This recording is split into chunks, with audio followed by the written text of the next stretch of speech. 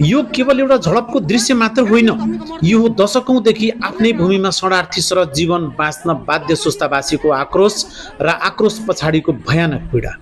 नारायणीको बाढीबाट गाउँ जगाउन स्थानीय नेपालीहरूले आफ्नै हातले बनाएको सामान्य माटोको तटबन्ध भारतीय अर्धसैनिक बल एसएसबीले भत्काइदिन्छ र जब सुस्तावासी प्रतिवादमा उत्रिन्छन्, अवस्था यसरी तनावग्रस्त बन्न पुग्छ।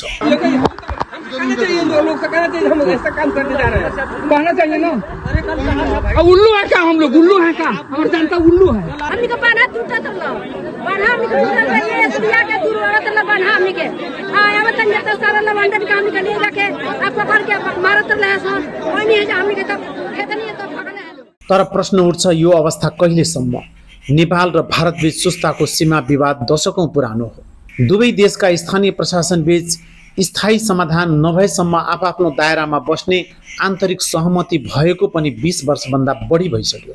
तर विडम्बना, सुस्ता जस्तो संवेदनशील भूभागलाई स्थायी रूपमा सुल्झाउनुको सट्टा दुवै देशका नेतृत्वले यसलाई सधैँ अनिश्चितताको भूमरीमा छाडिदिएका छन्।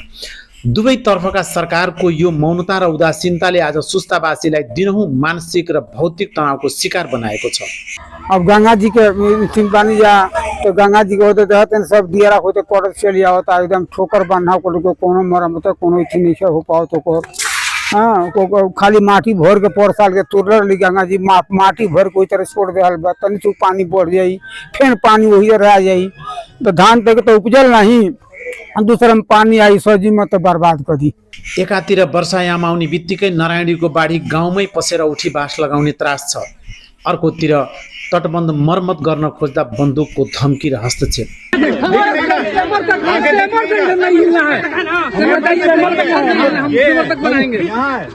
आफ्नै देशमा आधारभूत सुख सुविधाबाट वञ्चित सुस्तावासी आज न त बाढीबाट सुरक्षित छन् न त भारतीय बलको ज्यादतीबाट। सीमा विवाद समाधानमा देखिएको यो चरम ढिला सुस्तीले सर्वसाधारण नागरिकलाई तडपाउने काम मात्र गरेको छ।